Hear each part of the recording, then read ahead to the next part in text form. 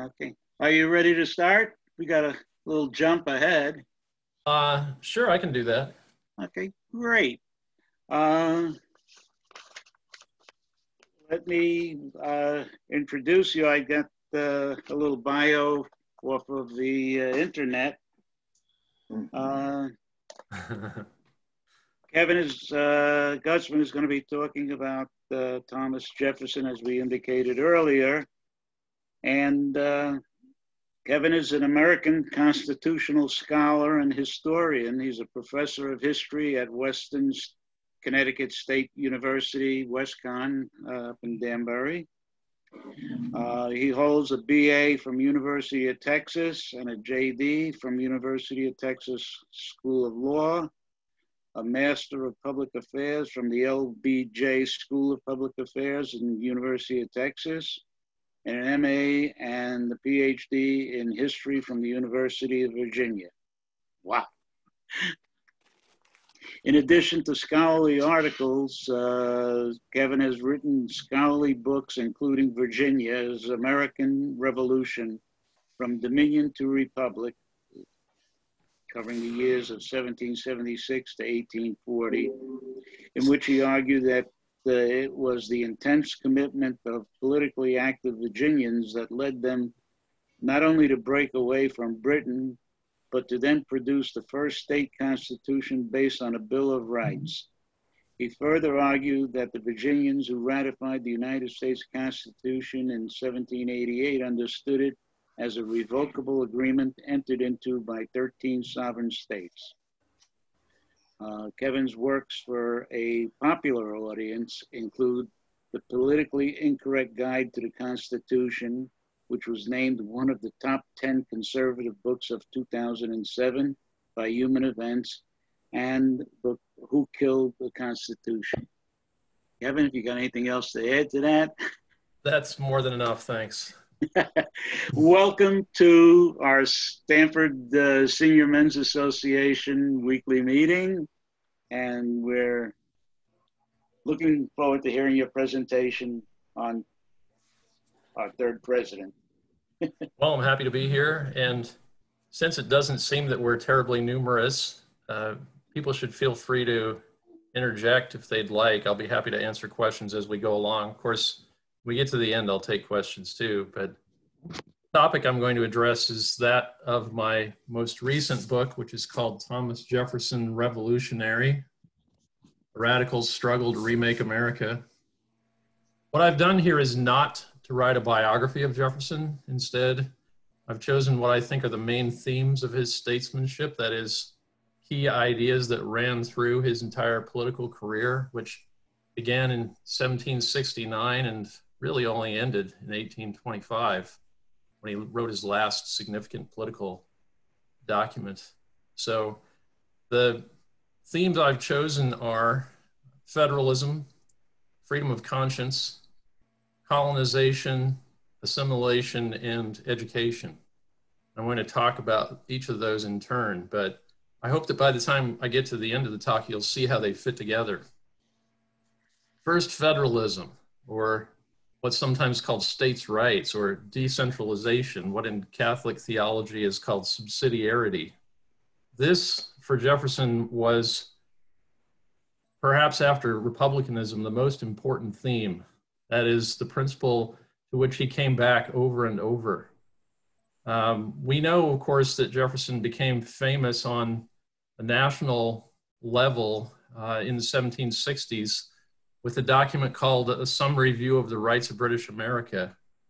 This was a pamphlet that Jefferson wrote as instructions for Virginia's delegates to the First Continental Congress. And essentially what it asserted was that Virginia was part of a federal union. That is, that the British Constitution should be understood as a federal constitution, by which I mean that Jefferson insisted that most decision-making authority was to be exercised by the local legislatures, whether the city legislature in Hanover or the legislature in Hartford, the legislature in Williamsburg, or the legislature at Westminster in the United Kingdom. And the model he had in mind said that Jefferson's monarch, the King of England, had the authority that one of the individual components of the empire could not exercise for itself, say regulating trade among the parts. Obviously that had to be done, he thought, by some kind of central authority. But in general, the legislative policies that affected people on a daily basis in Virginia should be made by Virginians. And this is a theme that he's going to come back to over and over again. Of course, after this, he became immortal by drafting the first draft of the Declaration of American Independence, as he called it. And this essentially made the same claim. So Jefferson's argument there is that the king has been abusing his subjects by doing what? By insinuating himself into local policy making. So ultimately, this was going to require a break between the North American colonies and the mother country. Jefferson's attitude about this didn't change whether the quote unquote federal regime was the British Empire or the Confederation government or ultimately the United States government. In fact, at one point while he was president, he referred to the United States government as, quote, our foreign government. What do you mean by that? Well, what he meant was that he was Virginian. So the government in Washington, D.C. ultimately shouldn't be trying to exercise authority that had been retained, he thought, by the state governments in making the federal constitution. There are several junctures in the history of the federal government in which Jefferson is going to insist on this principle too. And of course, in recent years, the musical Hamilton has made famous, once again, the argument in President George Washington's cabinet over the constitutionality of Hamilton's bank bill. And really, that was a federalism argument. The question was where authority to charter a bank rested. And Jefferson said, well, essentially, there's nothing in the Constitution that indicates that the states intended to delegate this authority to the federal government. And so it remains a matter for states to decide. Jefferson then didn't, in arguing against Hamilton's bank bill, assert that banks were a bad idea in general. Rather, his point was that if a bank was to be created that would affect Virginians, it ought to be created by the Virginia General Assembly. So we see Jefferson coming back to this idea over and over and over. There's a famous dispute at the end of the 1790s, that is right before Jefferson's elected president during the Adams administration, over a law that was adopted by Congress called the Sedition Act. And for a long time, beginning in the 1940s, scholars read this as an assertion of Jefferson's concern for individual rights. And it's true that Jefferson was concerned for individual rights, but his argument against the Sedition Act was not mainly one about individual rights. It was, again, one about federalism. So after he became president in 1802, he got a letter, that is, he became president in 1801, but in 1802, he received a letter from his former friend, Abigail Adams, and the two of them went back and forth. And eventually Jefferson said about this Sedition Act, which he insisted to her had been unconstitutional, that is, that the federal government didn't have a rightful authority to be punishing people for the way that they criticized President John Adams. Jefferson finally said, well, the Constitution left that authority in the state governments where it belonged. Notice he didn't say no branch, no level of American government has authority to regulate sedition or to regulate seditious publications. Rather, his point was, this is a matter of state authority. So we have, again, this federal principle. Jefferson actually, I mentioned before, remained politically active long after he left the White House. And as late as 1825, when he wrote his last significant political letter, it was to his close friend, his best friend really, and closest political ally, James Madison. And in that, he once again was asserting that Virginia should stand up and oppose its authority to that of the central government, the federal government, because he said recent policy enacted by the federal government was unconstitutional, not that it was undesirable in itself, but that authority in that area had been retained by the states in creating the federal government. So he wanted, there in 1825, for the government of Virginia to respond to President John Quincy Adams' inaugural address of 1825 by asserting its right to interpose itself between the sovereigns, between the citizens of Virginia and the federal government. It was then the very last thing about politics that he wrote. In fact, that's the letter in which at the end he said to his friend Madison, "Take care of me when dead," and ruminated on the great joy he had derived from his very long-running friendship with Madison. So this is the first theme of my book, this federalism theme. The second chapter of the book is about freedom of conscience. It could say freedom of religion, but of course Jefferson didn't believe that you had to be religious to have freedom of conscience. He thought conscience was a right of independence, more or less, in the individual. So this is another area where over and over again we see him asserting himself. And Jefferson didn't make his own, I think actually you can fairly argue that they weren't consistent, but he didn't make his own religious views publicly known, I think because he was fully aware that if he had done so, would have had a serious negative effect on his political standing. But he didn't make his own religious views publicly known. But what he did make publicly known was his insistence that it wasn't for government to tell people what they should think about matters religious. He also thought that it was moral wrong for people to be made to pay for any kind of religious observance or any kind of religious establishment. And this ultimately is reflected in his.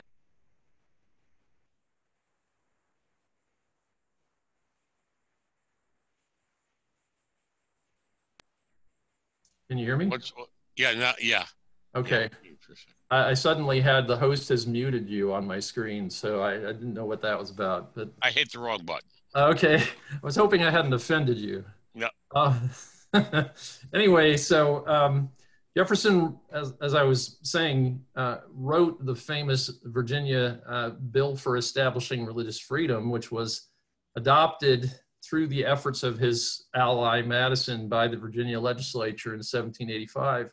That statute has three sections. It had three sections. The first section was by far the longest. The most of the statute was kind of philosophical preamble in which Jefferson laid out what he understood the right relationship between the individual's conscience and society / the government.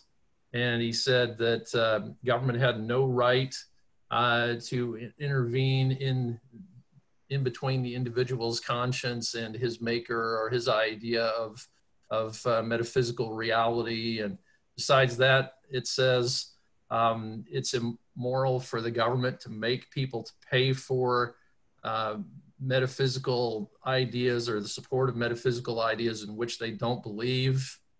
The second section of the bill said essentially that Virginia was going to have a secular government. It wasn't going to have any kind of establishment. And then maybe this is the most interesting part. The third part, the shortest part, says, but of course we understand that this is merely going to be a legislative enactment, that is, that could be repealed by some future session of the Virginia legislature, but this would violate the natural rights of Virginians. This would be a contradiction to our stated political principles. And eventually, as I said, eventually this bill became law in the 1780s through James Madison's efforts in the legislature. But today it's actually the first section of Virginia's state constitution. So it's no longer merely a statute. Jefferson came back to this idea of freedom of conscience over and over, both in relation to the state government and in relation to the federal government. Now, we shouldn't think that he didn't think that people needed to be moral or that they needed to be religious. He actually did think that they should, but he also thought that this was the kind of decision, these were the kind of commitments that the individual had to make for himself, had to be responsible for himself. And so took this, as I said before, unique position at the time, this groundbreaking position. That we have to remember that Virginia, of course, is the oldest of the states. It was the first of the colonies. And in the first session of the Virginia General Assembly in 1619, which included the first elected representatives ever in the New World, Virginia's first legislative body adopted a law that said the King of England's church, the Church of England, was the Church of Virginia. And that was true from 1619 until passage of Jefferson's statute. At the time, it was considered normal for government to establish religion, to support it, to enforce it. This had been true in Europe since the time of Constantine in the 4th century. And of course, before that, each cities or each tribe's government had enforced the city or the tribal religion. So it really, we've probably not got a perception of the extent to which this was a revolutionary step for Virginia to take, because now it's just entirely normal and we think of it as part of the obvious structure of an American government, and actually that it ought to be the way that other societies run too. And now, of course, most of the world does leave people to make their own religious decisions. But in Jefferson's day, this was unique. This was a first. The third chapter of the book is about colonization, as it was known in the 19th century. Famously, Jefferson was a slave owner. He was born into a society in which there were in Virginia, there were several counties in which 2/3 of the populations were slaves. And Jefferson's mother had the maiden name Randolph. The Randolphs were, how prominent were they? Well, maybe if you took the Bushes and the Kennedys and added them together, that's how important the Randolphs were in Virginia. There were several people who were really prominent in American history who were Randolph. Jefferson was a Randolph. John Marshall was a Randolph. First Attorney General under the federal government was a Randolph. When Jefferson became president, the House Majority Leader was another Randolph. I could go on. And this meant that these people, among other things, they had enormous lands. Jefferson owned thousands of acres of land, and they had huge numbers of slaves. In Jefferson's day, in the day of his birth, one could not legally free a slave in Virginia. That is, if you owned somebody, you could not free him. So if you decided, as was very unusual, that you didn't want to be in the slave owning business anymore, you had to sell the people. Well, if you think about it for a moment, you'll realize that being a slave and being sold was a very bad fate. So essentially, if you were somebody who was born into this and decided there was something wrong with it, there was really no practicable way out of it. Besides which, you were very unlikely to decide there was anything wrong with it because, well, nobody ever had decided anything was wrong with it. In fact, people don't realize this today. We hear a lot of talk about slavery at the time of the American Revolution today. What we don't hear is that there had never been any organized movement to get rid of slavery in the history of the world. So the first anti-slavery society ever established anywhere in the world was established in Philadelphia in 1775. 1775. Now, one of the people who ended up being officers of it was Ben Franklin, who also would be a close friend of Jefferson's. Anyway, Jefferson took, according to Barbara Oberg, who is the most recent editor-in-chief emerita of the Jefferson Papers, Jefferson took more substantial steps against the institution of slavery than anybody else of his generation. So what did he do about this? Well, he decided at an early point that he thought slavery was objectionable. And in the first session of the Virginia House of Delegates, in which he participated in 1769, he joined with a senior delegate who was one of his cousins, Richard Bland, a Randolph on his mother's side. He joined with him in pushing a bill to get rid of slavery, ultimately to abolish the institution of slavery. And Jefferson later recalled that the way this worked was that Bland proposed this bill. Jefferson sat there as the co-sponsor and listened, he said, all day long, as one after another, the other members stood up and just excoriated Richard Bland. Now, the thing to know about Bland is he was a very prominent older member. He was a chairman of an important committee. To hear people attacking him all day long, Jefferson said they called him a traitor to his country and various other nasty things. At the end of the day, Jefferson said, I decided that, well, Virginians weren't ready to get rid of slavery, right? We weren't gonna be able to do this by a frontal attack. So what else could you do? Well, one proposal that he made was, and he was involved in sponsoring a bill to establish a significant import tax on slaves. So if we can't just say slavery is going to be abolished at X date, what else could we do? We could prevent the population from continuing to grow. And this is something that he supported. Ultimately, besides these things, he also wrote the most significant anti-slavery book in American history. It's also probably the most important American, that is, book by a North American English colonist slash citizen of the United States in the 18th century. It's called A Summary View of the Rights of British America. And it's called Notes on the State of Virginia. And in Notes on the State of Virginia, Jefferson repeatedly comes back to the institution of slavery and says various things are wrong with it. One famous passage, he describes the effect of slave owning on slave owners' children. He says they have inculcated in them by example the despotism that's involved in slavery, right? And seeing the way that slavery works, they are trained to think of themselves and of slaves in the way that slavery assumes. He also says elsewhere that slavery is an immoral institution, that it can't be allowed to continue, that the slaves are entitled to the same freedom as anybody else. And then he says, nothing could be more certain than that these people will be free. Well, how would that work?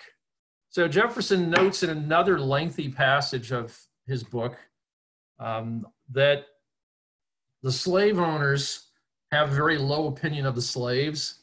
He says, they hate us. He's here speaking for white Virginians about slaves in Virginia. He says, they hate us.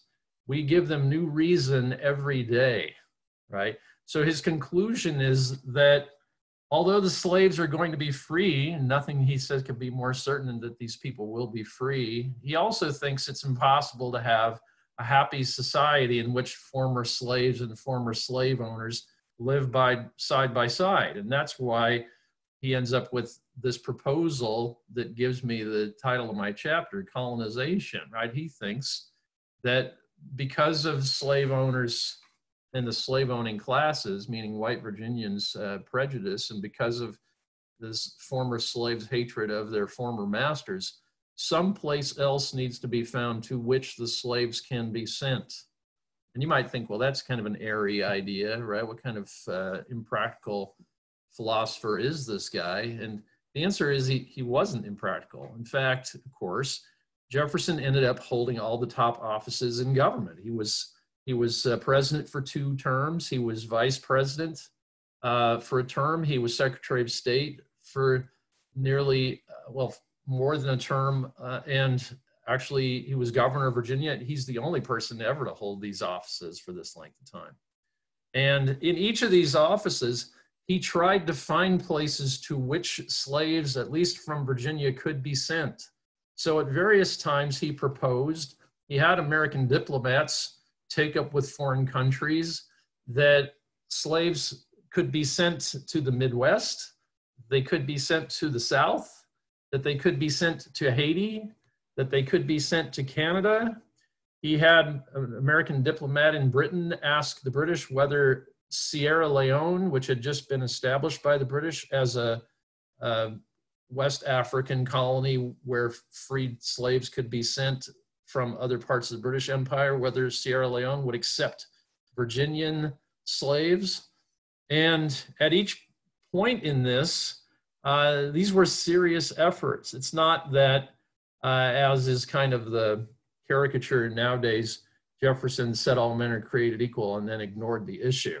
This is actually not what happened. So through his political career, he came back to this over and over. He butted heads with it over and over.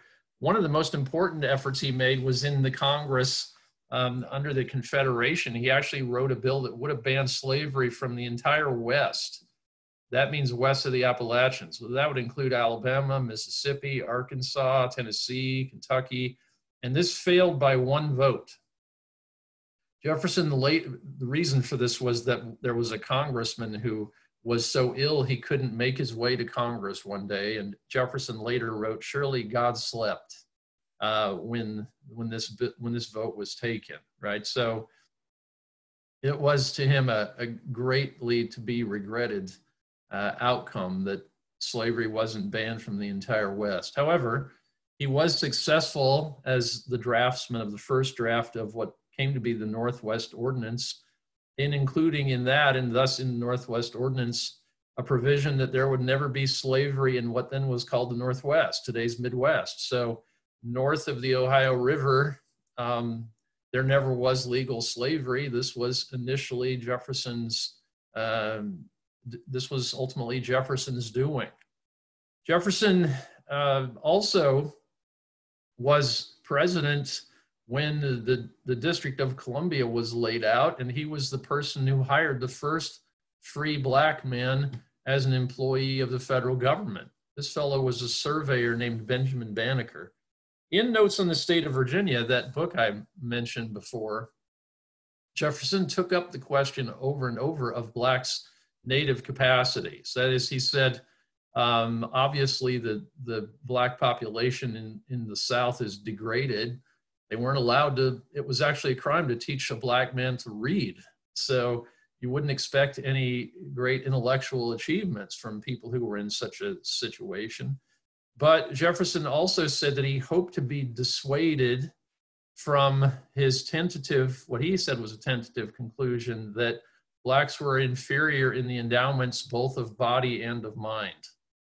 And when this surveyor, Benjamin Banneker, who had been the author of an annual almanac, when he calculated the phases of the moon across the year for inclusion in his almanac, Jefferson sent this to philosophes he knew in Europe and said, "See, look at this. Have you heard of this fellow Banneker? He's got also quite advanced knowledge of mathematics. In fact, as I said, he ended up being a surveyor, which meant he had to do trigonometric calculations. Jefferson got him to loan him some of the trigonometric calculations he'd done and shared this with people. He was, at least in his own mind, he was trying to be open to the possibility of slaves' intellectual equality. Whether he actually was open to it is an interesting question, but he certainly did broadcast the possibility of this. So, of course, we know that by the end of his life, it was clear that slavery was going to exist in the West. And also, by the time he was an old man, the slave population of Virginia had grown to the point where there was essentially no economic use for having so many unfree people in the Tidewater region. Jefferson then came to the idea, well, if we're not going to be able to obtain some foreign place to which freed slaves from Virginia can be sent, maybe we could diffuse them across the North American landscape. So this is his argument for allowing slavery to move west from Virginia and Kentucky. This is unlike the initiative I mentioned a minute ago, in which he had tried to foreclose this possibility as a member of Congress. But the reason why Jefferson changed his mind about this is that he ultimately realized that as states had come to have lower and lower portions of slave population, it had become easier for them to get rid of slavery. And by the time Jefferson was an old man, all of the states north of Delaware had gotten rid of slavery. He thought this is a plain matter of demography. And so if you allowed the slave population in Virginia to continue to grow as a proportion of the overall population, it would become impossible ever to get rid of slavery in Virginia. He then thought this is a very difficult matter to get at, but this is perhaps one way that would facilitate getting rid of slavery in Virginia. There was a Quaker reformer who was working on the question of education for blacks, and he wrote to Jefferson and asked him what he thought about the idea of legalizing education, public education for blacks. Remember that at this time there was no public schooling for whites in Virginia either. Anyway, Jefferson wrote back and said, well, you know, if you read my 1780s bill for the more general diffusion of knowledge, this was a proposal that Jefferson had made in the Virginia legislature, you'll see that it just says children, which could be understood as including blacks. And the same fellow was a Quaker reformer, an anti-slavery reformer, Anthony Benezet. Benezet also asked him, well, what do you think about educating slaves? And he said, well, they too could be said to come under the provision that this is going to be for children. So Jefferson was open to the idea of this. It's a real difficulty, though, to be in a situation in which it's the overwhelming majority of voters in the state are opposed to it. So while in recent years people have been happy with attacking Jefferson as a hypocrite on these questions, Annette Gordon-Reed, who's now at Harvard, who wrote the book Thomas Jefferson and Sally Hemings, said recently, it could be that Jefferson was a hypocrite on these questions. On the other hand, I don't think that anybody in his time understood Virginia voters better than he did. I don't think we should assume that we understand Virginia voters of his time better than he did. If he says that he thought that they weren't going to vote for a particular measure, I think our first impulse should be to say, well, okay, that's probably true.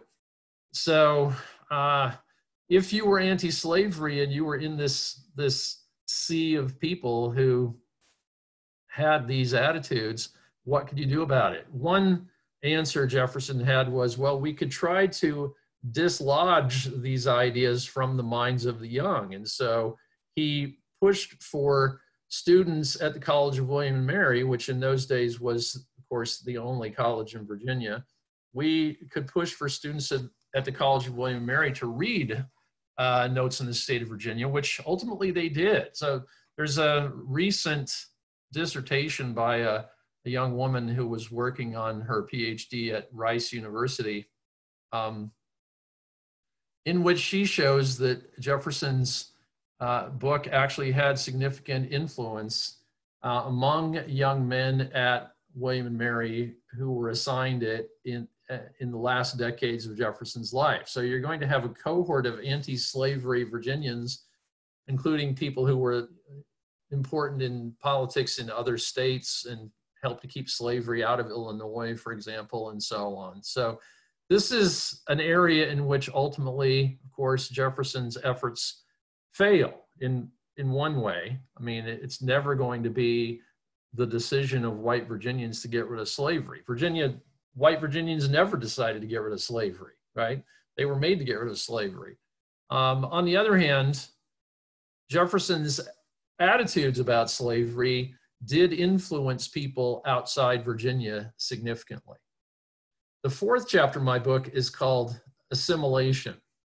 It's about the other component of what we nowadays would call the race question. First, we have this question of the blacks. Next comes a question of the Indians. Jefferson was very sympathetic to the Indians. If there are expressions of skepticism about Blacks' native capacities in notes in the state of Virginia, there are no such passages when it comes to Indians. Jefferson is an admirer of Indians. So he remembered having met Indians at a very early age. His father, Peter Jefferson, was the largest landowner in Albemarle County, Virginia, which in those days was basically the Virginia frontier. And so when Indian groups passed through Albemarle County, they would come, leading men would come see his father, and Jefferson talked to them and witnessed their religious rites and so on. And from an early point, he admired them and he had a high opinion of them. This is going to affect him in several different ways. One is Jefferson became a groundbreaking archaeologist. So he conducted the first scientific archaeological excavation ever in the New World at an Indian burial mound near the plantation where he grew up, which is Shadwell in Virginia. The house no longer exists. It burned down when he was a young man, but there was this Indian burial mound, and Jefferson excavated it. He used scientific methods that, according to a colleague of mine who was an archaeologist, remained current in American archaeology until the second decade of the 20th century. So he was a very influential archaeologist. He also, Jefferson, collected Indian lexicons. So there were in his youth numerous bands of Indians in Virginia. They did not speak the same language, and Jefferson developed a lengthy list of concepts and nouns and connecting terms and so on, and got Indians to tell him what they used, what words they used for these concepts. So for example, when Lewis and Clark were sent by President Jefferson to find Northwest Passage, he gave them a list of several hundred ideas and concepts that, you know, and names of trees and birds and so on, that he wanted them to ask each members of each Indian group he encountered how they said, right? And this meant that Lewis and Clark collected extensive Indian lexicons. Jefferson wasn't doing this gratuitously. He actually hoped that he would be able to demonstrate that, contrary to the reigning theory in Europe, human language had actually had its origin in the New World. So he thought that he could show how all the Indian languages in the New World were related, and that they had offspring, including Chinese and Japanese and so on. So he thought that the process had gone the other direction from the one we think of now, right? Anyway, this had a sad outcome. He thought that when he was president, he would write this book. That you might think, well, how's a president going to have time to write a book? Remember that Theodore Roosevelt wrote several books while he was president. That could be done. But anyway, Jefferson, it turns out, didn't have time to write this book about Indian languages while he was president. And then at the end of his tenure in 1809, he had his belongings packed into crates and sent back from Washington, D.C. to Albemarle County, to Charlottesville. And as they were being taken across the James River, apparently a thief broke into a chest, found stacks of paper with moon and sun and grass and so on written on them with little phonetic spellings of Indian words, and decided this wasn't of any use to him, and so he threw them in the James River. What this meant was that numerous Indian bands' languages were forever lost, because by this time, Indian bands were being made to amalgamate, and their languages were being lost. And so Jefferson's work was basically all wasted. However, this wasn't the end of it. Jefferson's interest in Indians was also going to influence people in the old world. So Jefferson got into, I mentioned that he was a groundbreaking archaeologist. He also became a leading biologist. You might think, how did that happen? Well, the reigning theory in the 18th century was that life forms degenerated in the Western Hemisphere. So the most prominent European biologist in the late 18th century was a Frenchman, the Comte de Buffon. And Buffon argued that whatever animals there were in the old world, they were fewer and smaller and less fecund in the new world. And this must be environmental, he concluded. And then there was a whole school of biology that said similar things.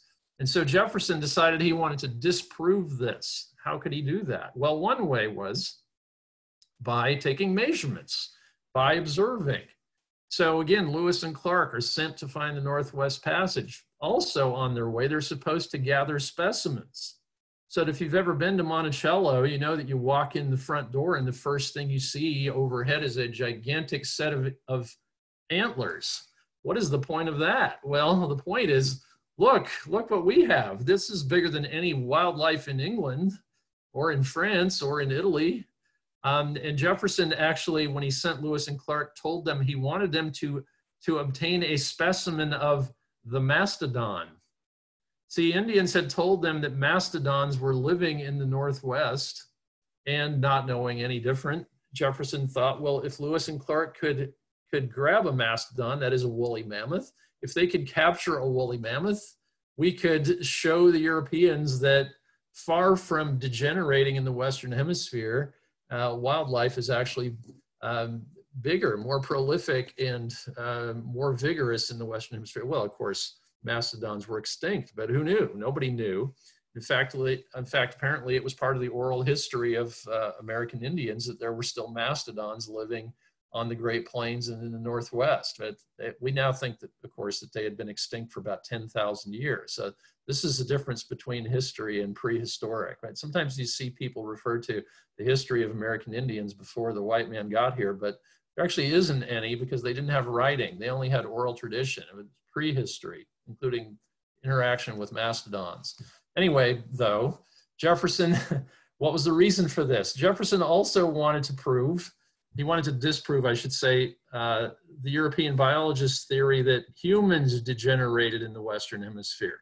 This was the main thing, right? That this was actually a kind of patriotic imperative, because if you were an American statesman on the East Coast in the late 18th or early 19th century, one of the main things you wanted to do was persuade Europeans to come live here. And if people had the idea, well, if I go to the New World, my children are going to, I'm going to be less fecund, and my children are going to be smaller and less intelligent and so on. Obviously, this is not a very appealing idea.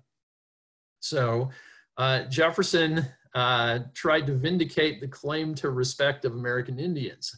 There's a famous passage in Notes in the State of Virginia in which he describes the Indians' martial ardor, their valor, their knowledge of matters martial, and he also answers the claim that they're, as he puts it, less ardent for the female. And if you read this stuff, you come to the conclusion, well, obviously the facts he's adducing are persuasive. Actually, Jefferson also got other prominent Americans to help him in this cause. So at one point, while Jefferson's in North America writing this book, his friend Benjamin Franklin is in Europe, and he's arguing with Europeans about this. So Franklin had a dinner at the American minister's house. He was the American minister to the French court. He had a dinner at the American minister's residence, to which he invited these prominent French biologists and other Frenchmen. And at one point, he brought up this question of animal life degenerating in the Western Hemisphere. And people kind of laughed about it, and they went back and forth a little bit. And he said, okay, I have an idea what we can do. If you're a Frenchman, stand up. So the Frenchman stood up, right? He says, now if you're an American, stand up. And if you looked around the room, you could see that the Americans were notably taller than the Frenchmen, which was true in those days. But Americans generally ate better. In fact, if you lived in America, you'd find that if you started in, say, Massachusetts and went south, the further south you went, the taller people got. So Jefferson, Washington, James Monroe were all 6'2", 6'3", 6'4", at a time when the average man was about 5'5", right? people call Napoleon the little corporal, even though he was 5'6", which was about the height of the average Frenchman. So anyway, Jefferson was trying to vindicate people on this ground, trying to vindicate North America on this ground. So on one hand, he was making arguments about the Indians' capacity because he was interested in and sympathetic with Indians. He also recounted what he said was a fine specimen of oratory he'd heard from an Indian. This is an appendix to his book. He's got several pages where he recounts the speech he had heard an Indian give one time when he was a young man. But as I said before, it also has a political component. That is, it's not gratuitous that Jefferson is making these arguments on behalf of Indians. The last section of my book is called Education, and it's about Jefferson's reforming efforts in this area. Jefferson had the best education that a Virginian could have in the middle of the 18th century. That is, when he was a young man, he was sent to work with a tutor, and then eventually he was, his father died, and so his mother took his family away to live in a relative's house near Richmond, where Jefferson attended a small school for the boys of the very wealthy. When I say small, I mean the building is still standing there next to that plantation house, and it's the size of a shack. It's a nice building, but it's slight. Jefferson didn't think much of the education he got in these two places, and then he thought very little of the education he got at the College of William and Mary, which he went to when he was in his early teens, as one did if one went to college, which very few people did. So he said that he actually got more education in Williamsburg by going to the governor's palace at night and meeting with the governor, one of the William and Mary professors who admired Jefferson, and a local attorney who was a friend of theirs. This is really, he says, the seat of his own education, not the College of William and Mary. He had a very low opinion of the College of William and Mary as he experienced it. First of all, he described the chief building at William and Mary as being akin to a brick kiln. That was not a compliment to the architect. And he also said that, you know, it didn't have proper ventilation. It didn't smell good. Well, it's 100 degrees in the summer and 95% humidity in Williamsburg, and there you have, you know, 40 young boys living in a building with no indoor plumbing. This doesn't sound like a recipe for a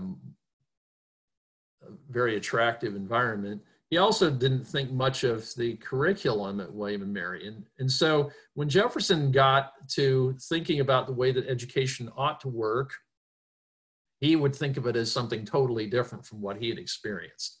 First, I mentioned before that he wrote a bill in the General Assembly in the late 1770s called A Bill for the More General Diffusion of Knowledge. And what he contemplated was general public education in Virginia.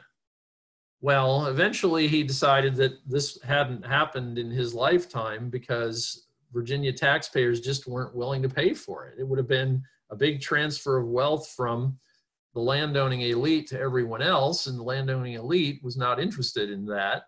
But Jefferson was, and part of the reason was that he thought it was essential to Republican government that people have some understanding of the sciences, commerce, the history of Republican governments, notably why they had tended to fail. He thought only an educated person would be able to identify in the offing the kinds of steps that had been taken in the past to undermine Republican government. So if you knew the story of some usurper in the past that was similar, you'd be able to put off usurpation in your own present.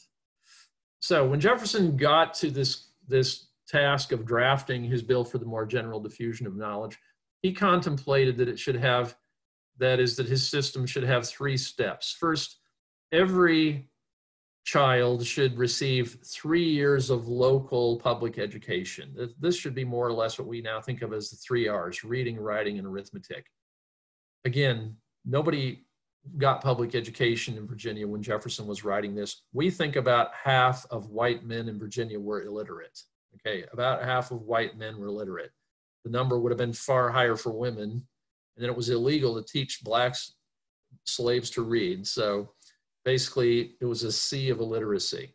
So Jefferson said he thought all children should have 3 years of public education, and it should be mainly about reading, writing, and arithmetic.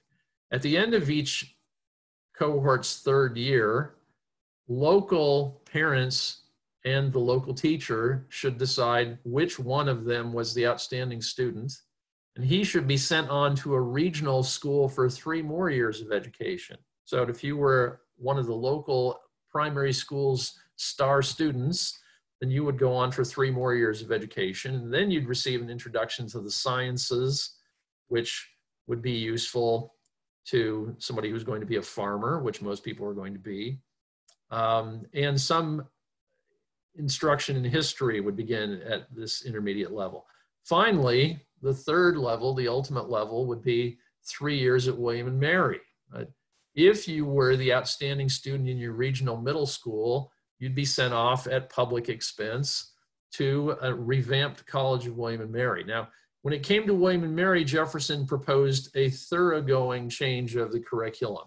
They had at William and Mary the same kind of curriculum as every other college. So if you were an educated man in the middle of the 18th century, whether you'd gone to college in Poland or Italy or Spain or England, you had the same instruction. In fact, you were reading Greek and Latin, so it didn't even matter that the local language was different. You were going to get more or less the same kind of an education. And Jefferson thought, well, okay, that's useful for somebody who's already knowledgeable and who has time to think about philosophy and letters. By the way, he loved Greek and Latin. When he was an old man, his daughters said he would ride his horse for 3 hours a day around his mountain, and he took with him his Thucydides, which he would stop and read just long bits of. So Jefferson loved his Greek and Latin, but he didn't think that it was useful for your average Joe. So when your average Joe got to William and Mary, he should be able to pick his own curriculum. He should be able to take the subjects he wanted to take. And in fact, there shouldn't be a progress towards some kind of degree where his education was finished, because Jefferson understood that one's education was never finished. He said, for example, you wouldn't want to call somebody a senior because he said, I'm not a senior. I don't think my education has even begun.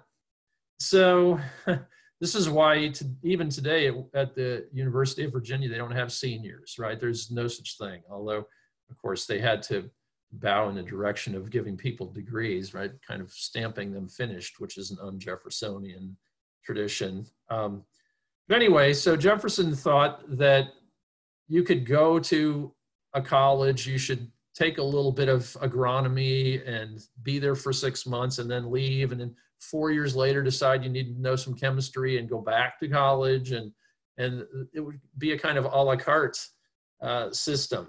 Not only that, but he thought that the place should be run not by the politicians, but by the professors, which was a novel idea. And they should have control of the instruction too. So besides that, if you were going to college again in Poland or Italy or England or Spain in Jefferson's day, the way that instruction worked was you had a book, you were told what to memorize for the next class meeting, and then when you went, you sat down and the professor might point to you, and then you would stand up and recite what you had memorized. And Jefferson thought reciting what you had memorized was a useless exercise, and instead he said, to have essay examinations. This idea of essay examinations, which we now know as ubiquitous, was Jefferson's idea.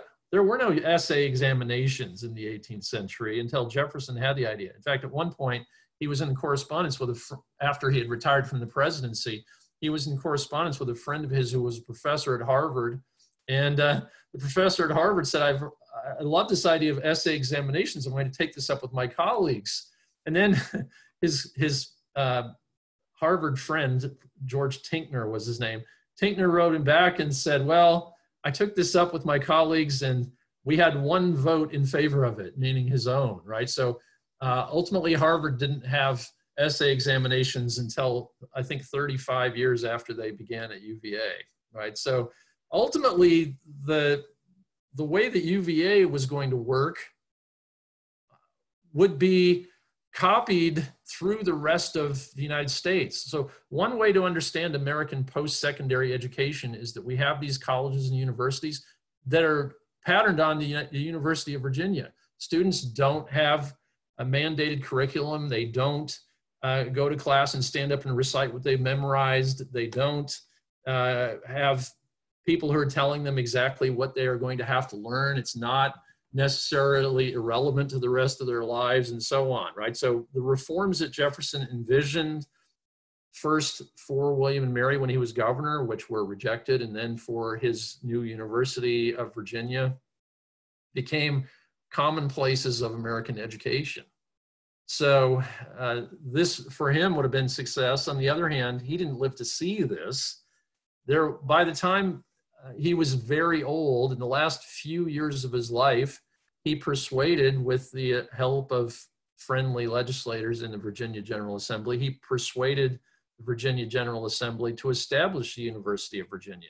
That's a long, interesting political story we don't have time for. But this University of Virginia was Jefferson's baby more than any other college could have been anybody else's baby. And you might think, well, we know of individuals who have started their own colleges, right? What are you talking about? What I mean is that Thomas Jefferson could stand on his back porch with his spyglass, look down the hill into Charlottesville, and see the grounds of the University of Virginia. He had designed all the buildings. He had chosen all the materials. He had selected the workmen who were going to do the work.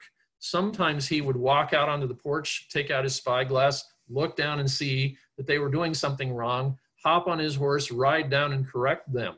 Then he was the one who drew up the curriculum.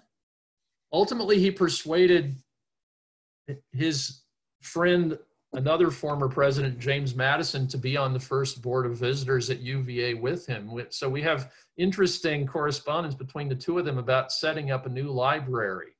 They're going to have a library at the University of Virginia. And Jefferson says, well, okay, here are areas of study in which we're going to have books in the library's collection. And he says, and I'll decide what'll be in this area, and you can decide what'll be in that area, and here's the book the chemistry class will have to read. And Madison writes back to him and says, well, don't you think the chemistry professor ought to choose the book for the chemistry class? And in general, don't you think that the professors should choose the books for their own classes? And Jefferson writes back to Madison and says, well, okay, except for politics, you and I know best, right? Which, who's going to argue with that? So actually, the first board of visitors at UVA was 6 people: former President Jefferson, former President Madison, the incumbent President Monroe, and 3 other fellows who had been involved in this from the beginning. So UVA was entirely Jefferson's baby. And ultimately, it was going to be a very democratic kind of institution if he had his way.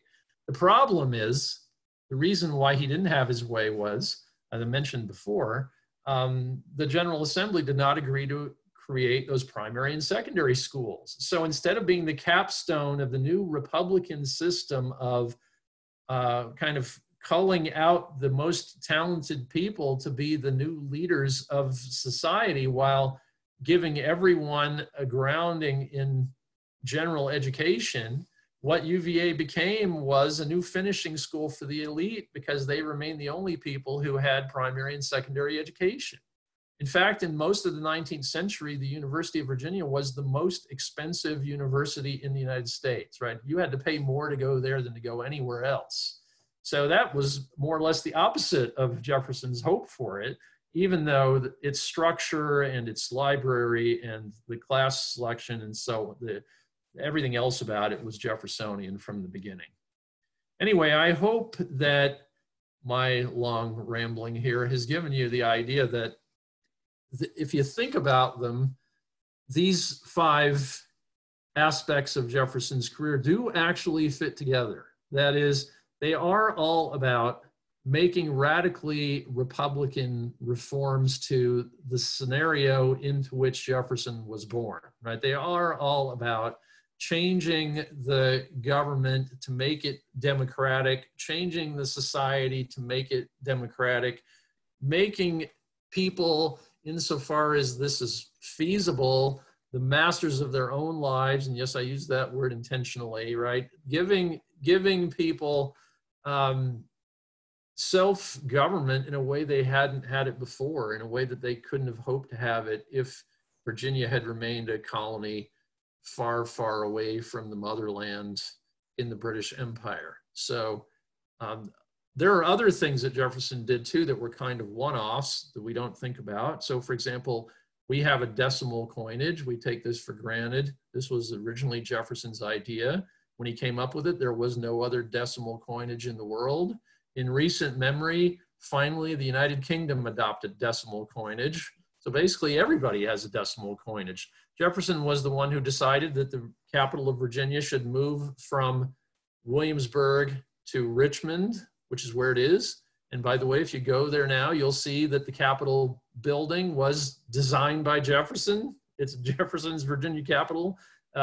Jefferson also was the fellow who hired the people. I mentioned Benjamin Banneker before, one of the surveyors, to lay out Washington, D.C. This was essentially his idea. There are various other one-off reforms of Jefferson's like that. Again, they all have the underlying principle that we're going to make this a more Republican society. So Richmond's preferable to Williamsburg because it's kind of centrally located in Virginia, which means it's going to be more accessible to people than Williamsburg was. Anyway, I hope you've found this somewhat interesting. I find him more fascinating every time I think of him. And I'm happy to take questions if you have any. Kevin, thank you so much for a great presentation. You're welcome. I guess Jefferson was quite the Renaissance man of this time. Although, you know, I learned something, and now I know a reason to hate Jefferson. What's that? As an engineer, essay questions were the bane of our existence. Well. An essay question was a yes or a no. So again, thank you for a great presentation and a very informative one. Now, questions, guys, raise your hand via Zoom. Because there's enough people, I can't see everybody. If you guys, you know, just wave. There's one on chat. Contract, you're up first. There's one on chat. Yes, I have one question. Jeffersonian idea of essays at the end of a course, isn't that modeled after the Oxford University system in England? Oh, it wasn't only at the end of the course, though. So this was an ongoing feature of Jeffersonian instruction. So again, under the older model, basically every assignment was going to be performed by the students. It was actually going to be performed. He was going to do the work, and then he was going to go to class, and he was going to be doing recitation, right? So in a Jeffersonian course, there'd be essay examination as one went along, not only at a culmination. I think this model you're talking about, we still do see reflected in the way that most law schools work, right? In most law school classes, there's only one grade. It's for the final at the end of the semester, but nope, I don't know that any other American schools use that today. Okay, there's a question here on chat from Ira Kaplan, Kevin. In the exchange of letters between Jefferson and Adams, did they discuss federalism and slavery? And if they did, what was Adams' position on these issues? Well, okay, first let me define federalism as the relationship between the central government and the component parts. So in the Catholic Church, they call this subsidiarity, right? So I mentioned federalism as the topic of my first chapter. Here we see Jefferson arguing for federalism and not a national model, not a centralized model, but a decentralized model within the British Empire and then within the Confederation and ultimately in the US government. Can you remind me what the question was? I'm sorry, I lost my Okay, yeah, let me get that. Did he discuss it with Adams? Oh, Adams, right, yes, yes. And no, what actually, was his position? Yeah, actually, Adams is interesting in this regard. Adams is an odd thinker in American constitutional history because, as Richard Burstein, who's the author of the fine new book on Adams that just appeared a couple of months ago, says, Adams had essentially no thought about federalism. He didn't say that he disliked it. He didn't argue for it. He didn't ever concede the point. He doesn't seem to have considered this notion in making policy as president. It's a very odd lacuna in Adams' thinking. And as for slavery, Adams didn't raise the issue of slavery with Jefferson. He did discuss Jefferson and slavery with John, or he did have exchanges with, for example, John Quincy Adams on Jefferson and slavery, because the Sally Hemings controversy came up while Jefferson was president, and Adams just said, well, this is the kind of controversy you're going to end up with where slavery exists. This is kind of unavoidable. So it's a bad thing that it's going to be suspected whether it's true or not. And in general, if you read the Jefferson-Adams correspondence from their late lives, what you find is that Adams does kind of poke at some of Jefferson's more Panglossian intellectual commitments, but he doesn't ever directly strike at that question. Okay, thank you. Peter Fortman. Yes, thank you, Kevin, for the presentation. You're welcome. SMAS has a book club, and currently we're reading about a book of Lewis and Clark's expedition. And I'm not very far in the book, but in the beginning, it spent a lot of time talking about how Jefferson had an interest in Meriwether Lewis's education. And then later when the trip starts, about his assignments to gather minerals and saplings and everything else. I wonder if you have a few comments, a word or two about how Lewis and Jefferson reacted together.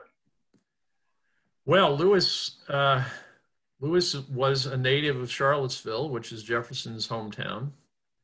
And actually, when I was a graduate student at the University of Virginia, I knew a fellow whose father was a math professor, and he lived in a house that Meriwether Lewis had lived in when he was a boy. Meriwether Lewis's older brother was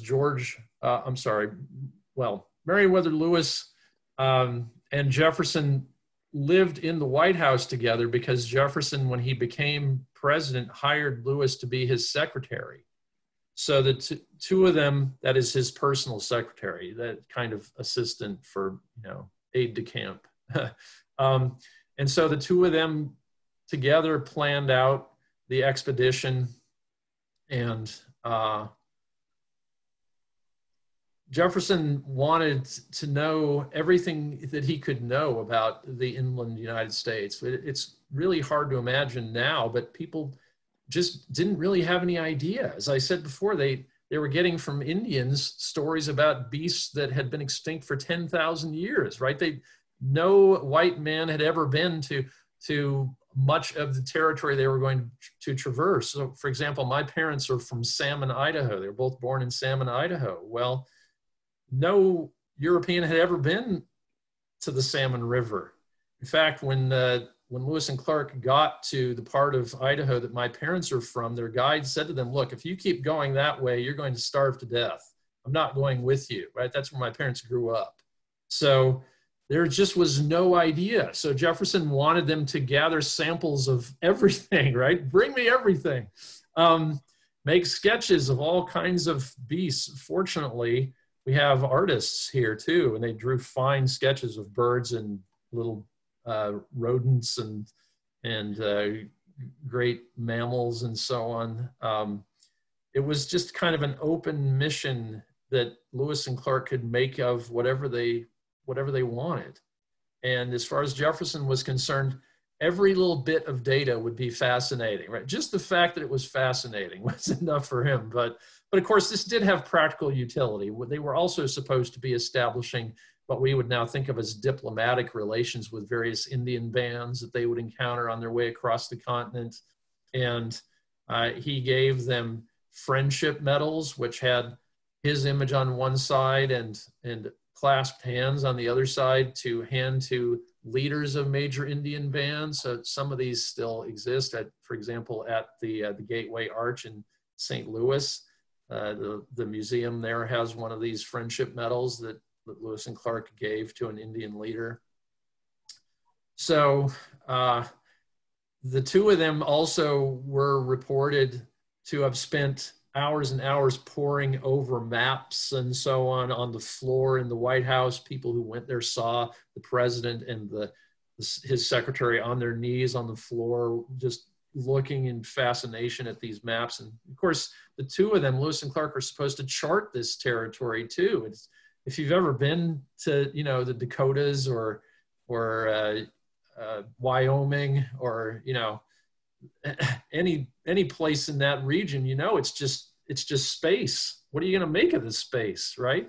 There aren't rivers. You can't imagine peopling it. Even now, most of it is not populated. So nobody knew what might there be. There could be gigantic cities of Indians. There could be herds of mastodons. There could be who knew what.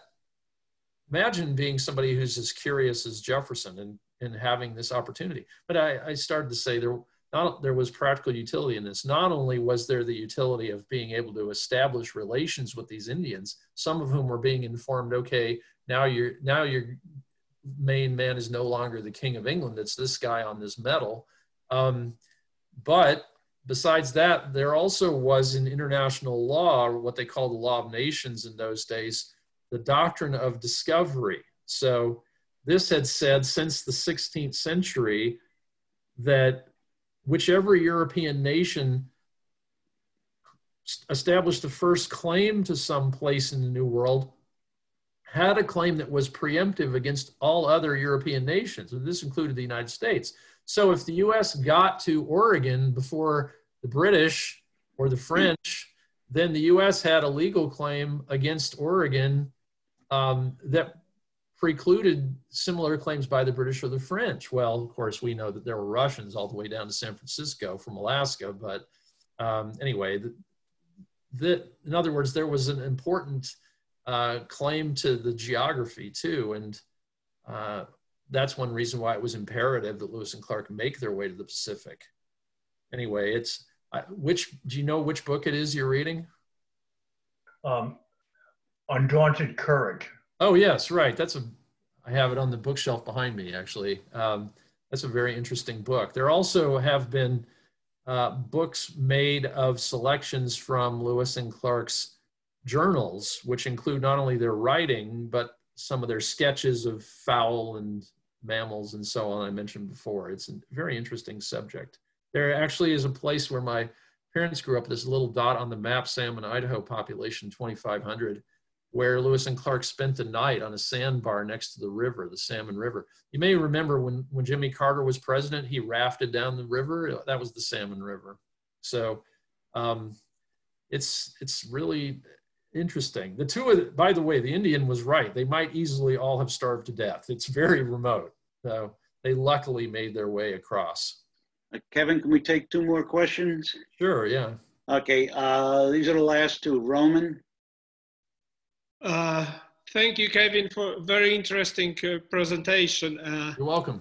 I have my observations. I read few books about Jefferson. I visited Monticello 3 times, and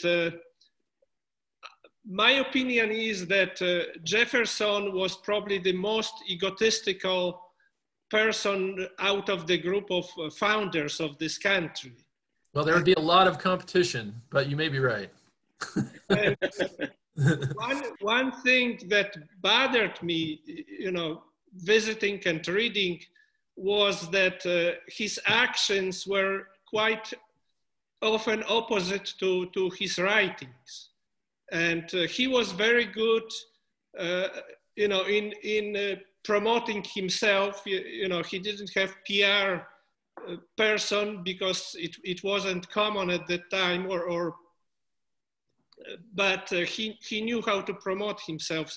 So my question to you is, it seems to me that you're taking his writings on the face value, but don't you think that he probably used the tactic that we see right now, these Twitter storms which reflect some half-truths or not truths, but set the public opinion and understanding of certain issues, and really are promoting the author's position, which is totally different from what is written. Well, okay, I agree with you about that, but I don't think I'm doing what you're accusing me of in this book, because, for example, if I'm describing Jefferson's efforts as an education reformer, I'm not saying that he's not a manipulative player in the political game, right? I actually, it's not a biography. It's a study of some of the main themes of his statesmanship. So yes, it's true. For example, I tell my students in the introductory American History Survey course that in the Washington administration, when Jefferson was Secretary of State, there came to be partisan newspapers. There were pro-Hamilton, first there were anti-Hamilton newspapers, and then Hamilton organized pro-Hamilton newspapers. We end up with a faction in the House that's opposed to Hamilton. Hamilton responds by organizing his supporters, and this ends up being what we now think of as a party system, Federalists and Republicans. Jefferson was asked by President Washington about a newspaper that was attacking the administration. And Jefferson looked Washington right in the eye and said he had nothing to do with it when he actually had organized this. So he lied right to his face. And I actually don't know of another example like this where one of these prominent people in the early republic's politics just flat lied right to one of the other ones. And I'm sure Washington was just looking at him and thinking, you're lying to me, right? So yes, that's true. I'm not denying that. The book isn't about that subject. When my next book is going to be about the 3 Republican administrations at the beginning of the 19th century, Jefferson, Madison, and Monroe, and their readers will see that the Republicans set up newspapers to sell their story, right? This is part of the game, is having local outlets who are going to echo what the administration is saying, right? Okay, thank you. Brian? Welcome. Thanks again for your discussion. It's been very good. I appreciate it. You're welcome. Thank you. And you mentioned that Jefferson was a big proponent of states' rights. Did he ever opine on state succession? Yes. And he seems to have thought that states had a right to do that. So, for example, there's one passage in one of his letters where he says concerning the Southwest, if it came to be that the eastern and the western states should separate, we wouldn't take sides with either one. This would be his two sons going their separate ways, and we would wish them both well, right? So there are various other places too, and in the first chapter of my book where I discuss his thinking about these questions. He certainly thought that the reason why there was a federal system was for the good of the parts. And if any of the parts decided that the federal system wasn't good for it, then it didn't have to be in the federal system. But as far as he was concerned, in other words, his primary identity was as a Virginian. He was a Virginian. I think I mentioned that when he was president at one point, he referred to the federal government as, quote, our foreign government, right? Foreign to what? Well, foreign to Virginia. It was, you know, it also represented people in Connecticut. That's not Virginia. That's not our government. So, you know, the idea of it as somebody's primary identity, of being American as one's primary identity, really comes later. Jefferson, we should remember, was by far the most popular politician in the early republic. This party that he's establishing when he's elected president finally in the earliest part of the 19th century is going to be so popular that the other party, the Federalist Party, ceases to exist. So this was a very common idea. And yes, it ties his career together. I think you see it in the Declaration of Independence. He says at the end of the Declaration of Independence, these colonies aren't of right ought to be free and independent states, right? Not a lot of times now in America, we hear the word states as provinces, right? It's a subdivision of some greater thing, but the word state in the 18th century didn't mean subdivision of a greater thing. It was an integral entity. So it wasn't Andalusia in Spain or Yorkshire in England was not a state, right? United Kingdom was a state and Spain was a state and Connecticut was a state. That's what the Declaration of Independence says. So yeah, sure. He thought this was a state's option. Okay, great. I hope everybody enjoyed the presentation today. Kevin, again, thank you so much for spending a morning with us. And happy to do it. Unfortunately, we have to do it via technology and not in person, but it's working. It's keeping us together. So again, thank you so much for being with us today. You're welcome. Thank you very much.